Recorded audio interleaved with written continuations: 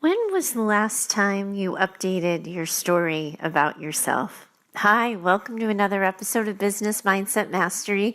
My name's Heather Gray. I'm a mindset and performance coach, and you can find me over at choosetohaveitall.com. And I am so excited to be talking to you guys today.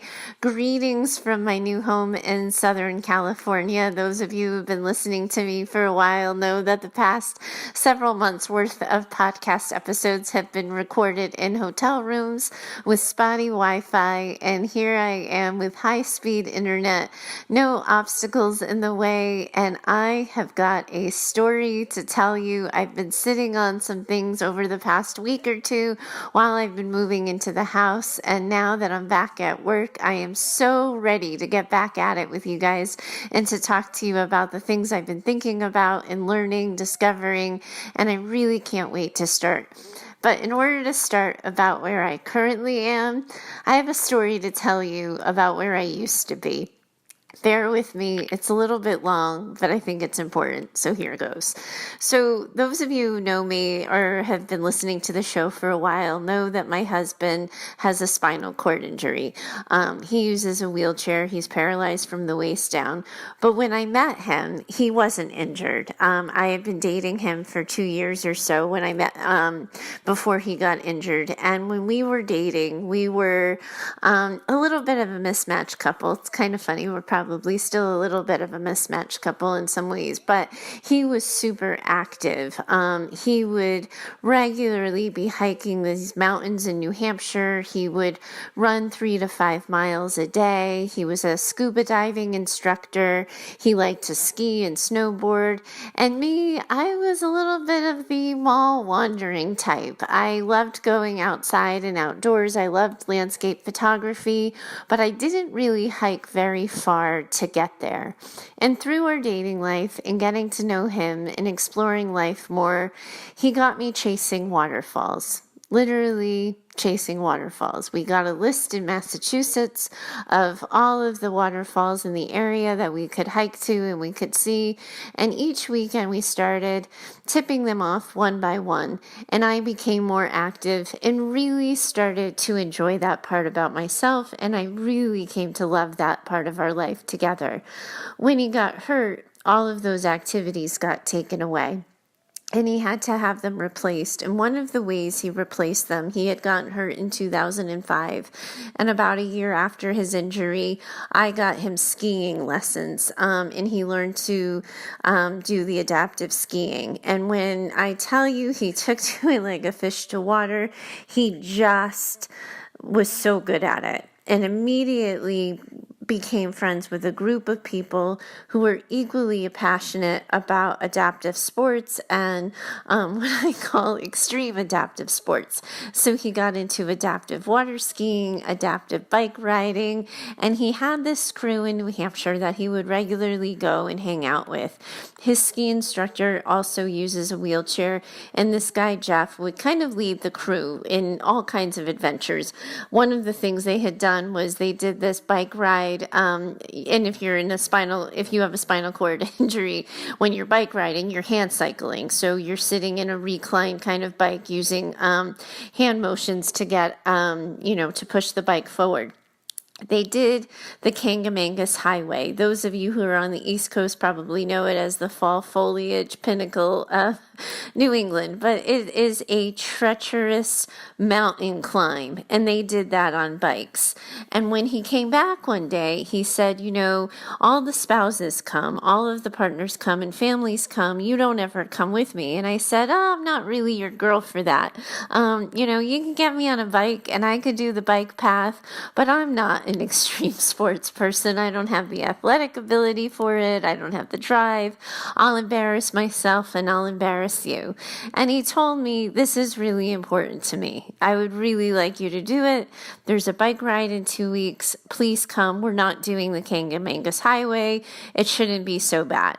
So I pony up like the good partner. I get in the car and it's raining on this particular Saturday. And I'm thinking to myself, like, yeah, I'm not the bike riding in the rain person. And I'm thinking about everybody we're going to meet, all of the people we're going to encounter. And I'm like, they are all the extreme sports activists. We're talking about people who hauled Jeff, this original ski instructor, up a mountain in his ski so that he could ski down it, because it wasn't one of those like chairlift approved mountains. People would historically hike to the top of the mountain and then ski down. They hauled this guy up as a 4-person team to get him to be able to do it. It's Tuckerman's Ravine, if any of you want to Google that one and see how absurdly extreme it is for somebody in a wheelchair. But that's the crew that I'm heading to bike ride. And I can feel as we're driving from Massachusetts to New Hampshire, the anxiety bubbling in my belly a little bit. And I start saying, well, if we're not doing the Kangamangas Highway, like, what are we doing? And he said, oh, we're doing a ride around Flume Gorge.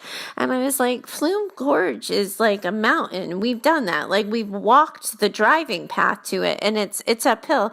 And he's like, it's going to be fine. It's going to be fine. And then the rain is still pattering on the window. And I ask, are we doing this bike ride even if it rains? So you can tell my level of excitement. I'm sure I was like dampening his energy, and, he was probably at that point wishing I would just go back to Massachusetts and stay there on my couch with my Netflix. But we're riding. And then he says, listen, if it doesn't work out, if it's raining, they cancel it, we'll go to that little inn that has a hot tub in the room. So bad idea, husband, because as soon as he told me there is an option to be in an inn on a rainy day in cold New Hampshire, in a hotel room with a hot tub, I was so there. My mind was already in the hot tub.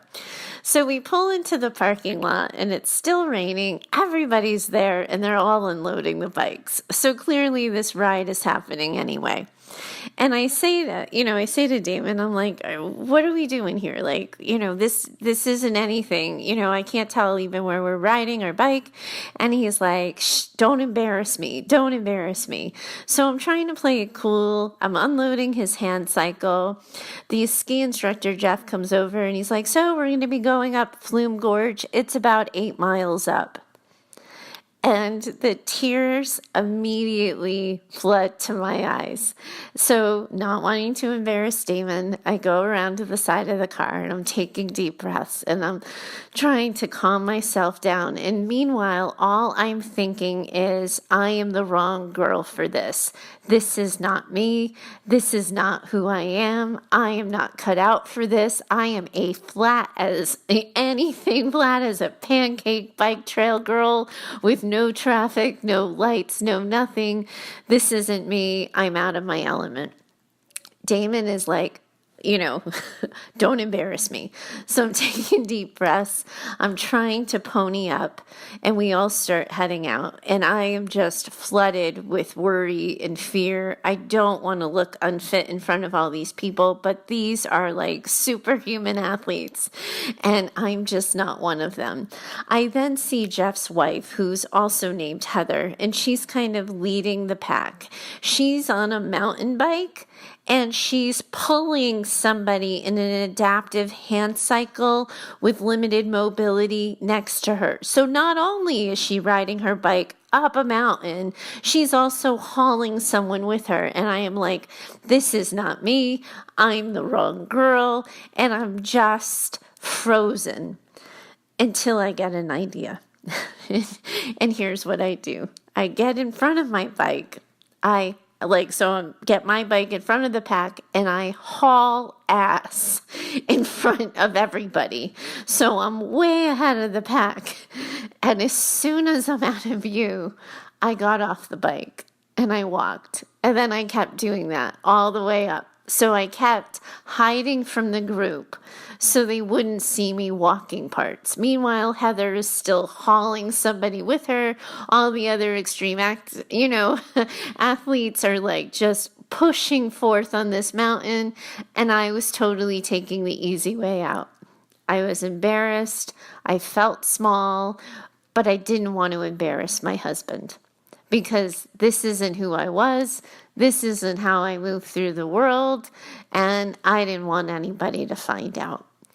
And I wish I could tell you that the ending of that story ends in some like huge moment of confidence, but that's where it ends. I was the wrong girl for this particular job. I've been thinking about this bike trip several times in recent weeks because I'm in it again, right? I'm in a weird period of my life where I'm like, I don't know that I'm cut out for this. I don't know that this is who I am. I don't know that this is how I move through the world.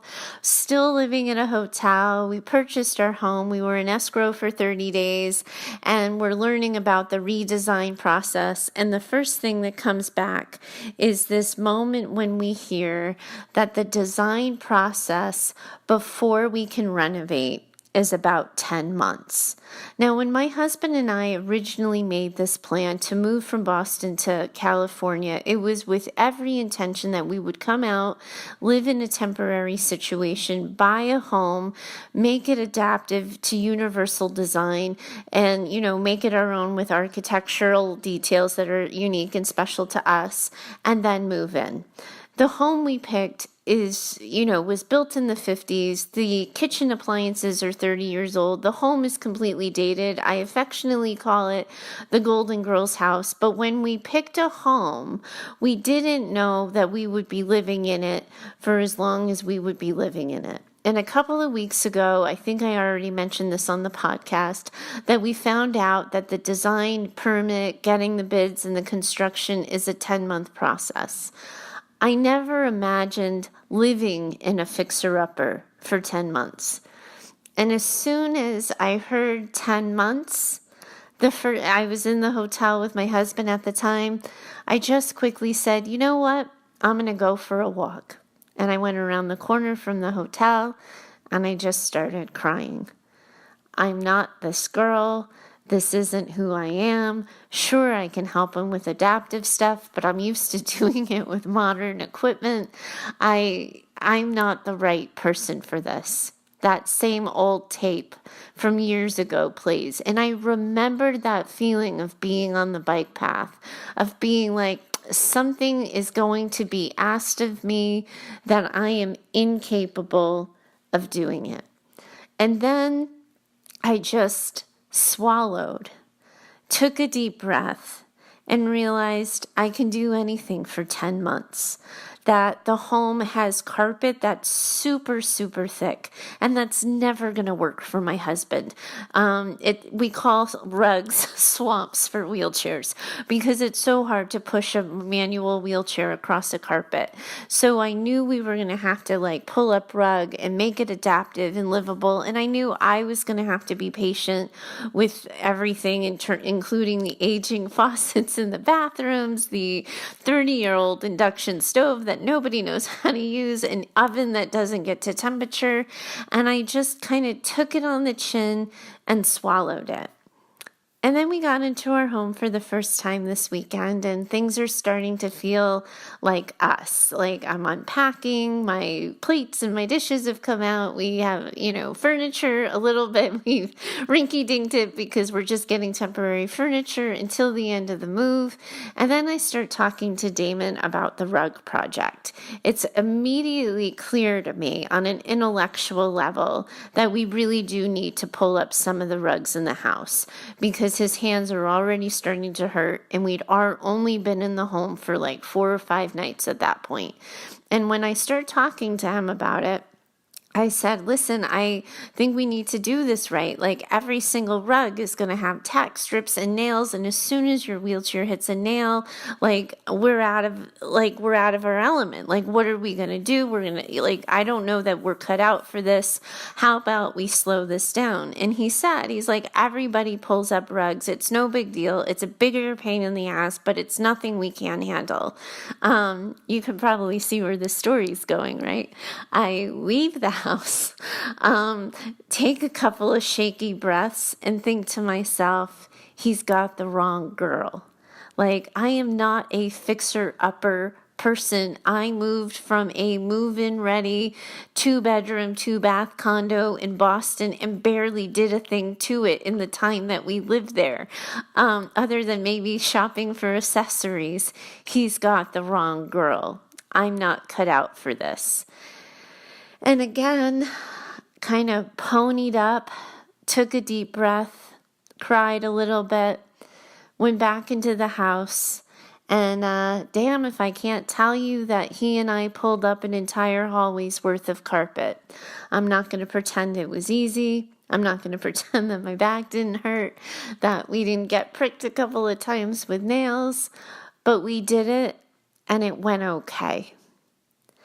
And I started to think back to this train of thought that happens, and the bike ride wasn't the first time this has happened, where I have this moment of, this isn't who I am, this isn't how I move through the world, what the hell am I doing here, how did I land here? It's this little thread that comes in moments of challenge. It's come periodically in my life since before I even met my husband. And I realized on some level that that's a little bit of who I am. That at my core, when things get really challenging and really scary, when I feel like I might fail, when I feel like I'm a little bit out of my element and I'm not cut out for this, or worse in the scenario where I'm worrying about embarrassing my husband or not sort of showing up for him in the way that he needs me to, I start to feel small. But when I look back on that same path, what I do next is get it done. That I can define myself by somebody and as somebody who caves, who freezes, who cries, who has a meltdown, who has a pity party, because all of those things consistently happen. Or I can identify that I'm the person who figures it out. And sometimes I'm going to figure it out by taking the easiest way out. I'm going to get off the bike and I'm going to walk. Other times I'm going to grit my teeth, set my jaw, make a fist, and just plow through until it gets done. But my story is that I'm capable. I keep telling people that this whole process isn't really overwhelming for me, but it is incredibly intimidating. I'm constantly in this new world where I just haven't encountered things like this before. Again, like I went from apartments to a move-in ready condo. I've never been a single family homeowner, and dealing with it with disability where I'm put in the face of having to know things or be able to do things because he simply can't reach is completely out of my element. But here's the thing. I was thinking about this strength piece because people always talk about the personal development and they talk about pushing through and persevering and resilience to resistance and yada, yada, yada. And nobody talks about those moments of weakness beforehand, of being human, of being imperfect. And I'm going to talk about this more again tomorrow because this is definitely a longer discussion for you and I want you to be able to have time to think about it. But the struggle is part of who I am. That feeling, that moment of, oh my God, I don't know if I can do this. But on the other side of it is the competency, is the ability to do it. And everybody starts asking me, well, how are you so strong? Why didn't you just quit? You could have hired it out. You could have called somebody. You could have asked for help. And all of those things and questions come up when I start to talk about how hard it is. But here's the thing, those of you who have been listening to my show for a while know that this isn't my first moment of hard in this process. At one point in time on my last day in Boston, I was on the airport floor, the airport bathroom floor crying, not sure if I could get on the plane. And then I did, and it turned out okay. And in those first weeks and probably the first month or so, I told myself and anybody else who would listen, I've been brave enough. So in the first weeks, I didn't go outside my comfort zone. I didn't try anything new. I didn't work on my business particularly hard. I put my business on maintenance mode. I saw the people that I was used to seeing. I didn't put myself out there on any grand scale because I had already been brave enough. So I took a break. The Heather you're hearing now, the story you're hearing now, comes on the other side of brave. This, my friends, is why we do this. This is why we're having these hard conversations about personal development. Why you hear me teaching you and encouraging you to choose the brave path, even if it's a little bit hard. Because when you push through and you get to the other side, that's where your strength and resiliency lies. I didn't kumbaya my way back into the house and prove myself capable of pulling up carpet. I fought for it. It was hard fought and hard won. But now I'm somebody who's capable of doing these things. I may always have the moment of doubting that. And there's no failure in that. That's not a reflection of personal development gone awry.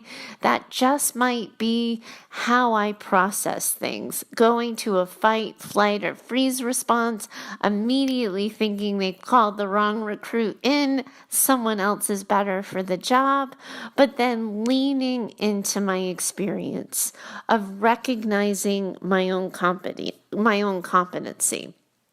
I am looking at this story, and I was talking to a friend this weekend about this, and she was like, well, maybe you need to update your own story. Maybe you're somebody who, used to not do a fixer-upper lifestyle, but maybe you're somebody who is. And I know she listens to this show, and and this is what my response is.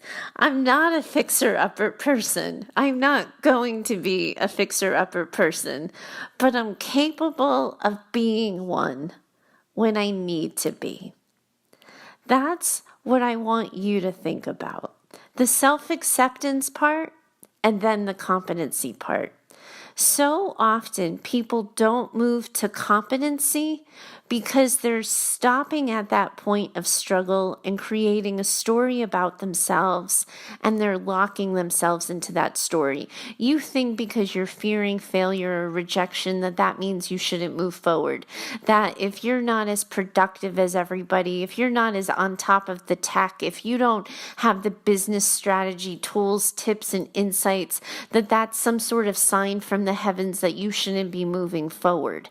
That just might be what you do before you take a risk. The whole point of taking the risk, of moving into the vulnerability, is because when you get to the other side of it, you truly start to see what you're capable of, because it starts with knowing who you are. I'm not an extreme sports person. I am not going to be the person who chooses the hard path. I am always going to be the person who wants to hire it out, who wants to take the bike path, who wants to take the sunny side of the street and the scenic route rather than deal with intense traffic. That will always be me. But now I'm learning and seeing just how much I'm capable of. That's why I'm talking to you. That's why I'm sharing my journey with you with such transparency, because that's where we have to get you. We have to get you to a place where you can see your own competency, where you can build real, actual confidence by looking specifically, measurably, and observably at the things that you've done, the way you've moved through the world, to see what you too are capable of. You have to hold that big picture, because that's the other part of this, right? I didn't just decide I'm pulling up carpet. I am going to make this house work for 10 extra months. I am going to X, Y, and Z. In the moments of doubt, in the moments of uncertainty, I asked myself a singular question. Knowing what I know now, do I still want this? That's why my business is called Choose to Have It All, because we always have a choice. Now that I know that I'm stuck in an aging, archaic house with appliances that we have to Google because nobody's heard of them, do I still want this? And my unequivocal, absolute answer is yes. Absolutely. Because this house is already home and I see its potential. I am talking to you now from an empty office. I'm literally sitting on the floor, but I can see what this space is going to be and how I can get my desk designed and how I'm going to get it really well wired and set up for efficient podcast recording and how I can look at my backyard with a view of an orange tree. I may have those moments again. I guarantee you that I'm going to, where I go, I don't know if I'm cut out for this. I don't know if I'm the right person for this. And you are going to have those thoughts and feelings too, because it's what happens when we're trying something new, biologically wired to fight, flight, or freeze. It is going to happen, but it is not our story. Our story is what we do with it. Your story is what you do with it. It is finding the moments of brave, living through them, surviving the vulnerability hangover, nursing it, respecting it, and then seeing that on the other side of it is a cord of strength, resiliency, and capability that you didn't have before you did the hard parts. That's why I'm talking to you today. Tomorrow, I want to talk to you about what it means to be messy and imperfect and how that fits with personal development. But for now, I'm going to wrap this one up for today. Thanks so much for joining me. I am so happy to be back in your earbuds, and I cannot wait to be back with you tomorrow. I got a little behind on answering some email questions that came over my absence, so I will be getting to those probably towards the end of the week. But if you have a mindset question and want my 2 cents on your issue, definitely email me over at heather@choosetohaveitall.com. Also, too, with a more reliable connection, I'm going to be opening my podcast to live coaching calls. If you would like to get some one-on-one coaching with me, give me a ring over at my email, heather@choosetohaveitall.com, and I'll get you set up and we'll do a live coaching episode. Thanks so much for joining me today. Thanks for sticking with me during my absence, and I can't wait to find you again tomorrow. Bye for now.